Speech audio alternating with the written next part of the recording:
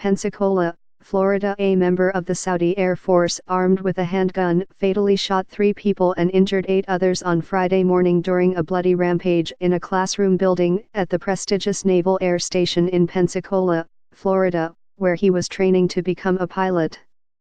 The authorities, led by the FBI, were investigating to determine the gunman's motive and whether the shooting was an act of terrorism.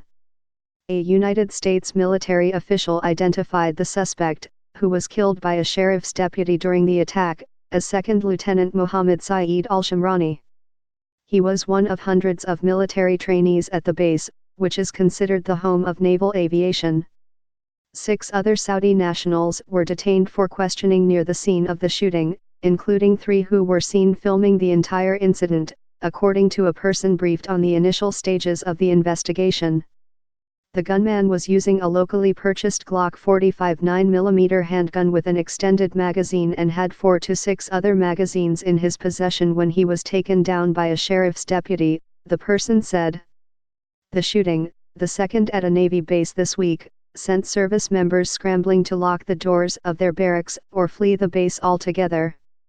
The attack by a foreign national inside an American military installation raised questions about the vetting process for international students who are cleared by the Department of Defense and is likely to complicate military cooperation between the United States and Saudi Arabia at a time when relations with the kingdom are already tense. In recent months, President Trump has held fast against bipartisan congressional efforts to rebuke his fierce support for Saudi Arabia and its de facto leader, Crown Prince Mohammed bin Salman, who has pressed for his kingdom to rise as a global player in international finance and politics. Mr. Trump said he had spoken on Friday with the prince's father, King Salman, who called to offer condolences and denounce the gunman's deadly violence.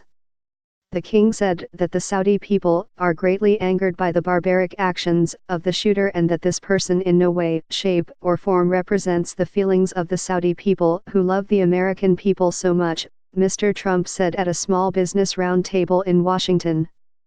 Khalid bin Salman, the Saudi Vice Minister of Defense, wrote on Twitter that military trainees including himself have trained on United States soil for years as American allies.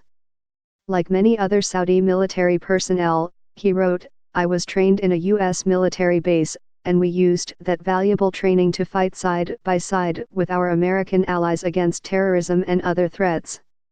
The shooting shortly before 7 a.m. shook Pensacola, a city proud of its strong military history and teeming with veterans, including the sheriff. I'm devastated. We are in shock. This is surreal, Captain Timothy F. Kinsella Jr., the base's commanding officer, told reporters. The days ahead are going to be difficult when it finally sinks in what has happened here. The time of the attack likely coincided with morning muster and the start of daily classes. The classroom building would have been full of junior officers, including American student naval aviators and student naval flight officers.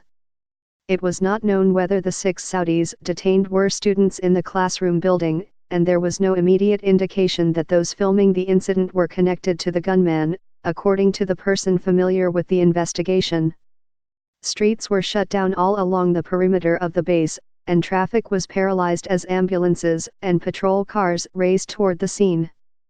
The base, which employs more than 16,000 military personnel and 7,400 civilians, remained on lockdown with slow evacuations underway throughout the day.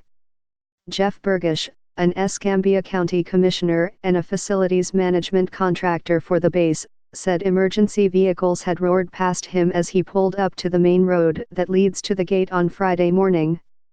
Alarms were going off. He contacted his employees inside, who said they were safe and confirmed what Mr. Burgish had feared, it was not a drill. More than an hour later, Mr. Burgish entered the base with other county officials, and they made their way to the scene of the shooting. He saw blood and spent casings. Emergency medical workers had been treating the wounded. A helicopter was on hand for evacuations. Among the 8 injured were 2 deputies who were shot, one in the arm and one in the knee, but were expected to recover. 2 victims died on the base, and the other at Baptist Hospital. Their identities have not been released. Pentagon officials found themselves investigating the second shooting on a military base in less than a week. On Wednesday, a United States sailor opened fire at a dry dock at Joint Base Pearl Harbor-Hickam in Oahu, Hawaii, fatally shooting 2 shipyard workers and injuring another before killing himself, the authorities said. That attack came as that installation was preparing for the 78th anniversary on Saturday of the Japanese attack that marked the United States' entry into World War II. In a statement on Friday, Defense Secretary Dr. Mark T. Esper said he was considering several steps to ensure the security of our military installations and the safety of our service members and their families. The base at Pensacola, on Florida's Panhandle, dates to the 1820s and is where the Navy's Blue Angels flight demonstration team is based. Since World War I, most Navy and Marine Corps aviators and flight officers have begun their flight training there. Captain Kinsella said that about 200 international students are currently in training. Weapons are not allowed on the base other than for security personnel, the captain said. The gunman was believed to be enrolled in the base's aviation pre-flight indoctrination program. Students in the training hail from countries such as France, Italy, and Norway, in addition to Saudi Arabia, which began sending trainees to the base in 1995. The Saudis usually train to fly either helicopters or F-15s, according to a Navy pilot familiar with the program. There are often a couple of foreign students in a class of 15 or so. Americans and Saudis go through their initial training together before branching off for separate training programs. Dania Lemoyne, 26, a former Marine sergeant who lives about a mile and a half from the base, said that until earlier this year, she worked as an avionics instructor in the building where the shooting took place.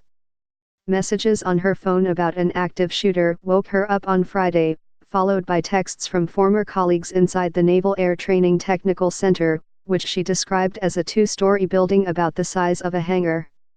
"We have an active shooter and I think it is a foreign national that did it," one text said at 7:15 a.m. Ms. Lemoyne said people inside had told him they sheltered in their locked classrooms, as they had been taught. As a young instructor, she said she had taught maybe over 100 foreign students from Saudi Arabia, Bahrain, Kuwait, Jordan, and Spain. She dealt with those students differently from her younger American students. Most of the foreign Middle Eastern students were officers, she said, and answered to a different command structure. They are a little bit more mature, Ms. Lemoyne said. We don't treat them the same we would treat an 18-year-old student coming from America. Still, she added, I would not talk about deployments to Afghanistan or about things going on in politics. You are walking on eggshells with that whole topic. Representative Matt Gaetz, a Republican whose congressional district includes Pensacola, said he was convinced, based on what he had been told, that the shooting was a terrorist act, although he declined to say what led him to that belief. I've had some discussions with law enforcement on the ground, and my assessment after those discussions is that this is unequivocally an act of terror, he said. Senator Rick Scott of Florida, also a Republican, said the attack should be considered terrorism, regardless of the gunman's motivation. Both lawmakers called for reviewing future vetting of future foreign military trainees. The fatal attack could hardly have come at a worse time for Saudi Arabia. Since his father became king in 2015, Prince Mohammed has struggled to rebrand Saudi Arabia as open to the world and a key partner of the West in fighting extremism. The kingdom is on the cusp of selling shares of its oil monopoly, Saudi Aramco, an initial public offering expected to be the world's largest, and is preparing to assume the presidency of the G20, whose summit it is scheduled to host next year.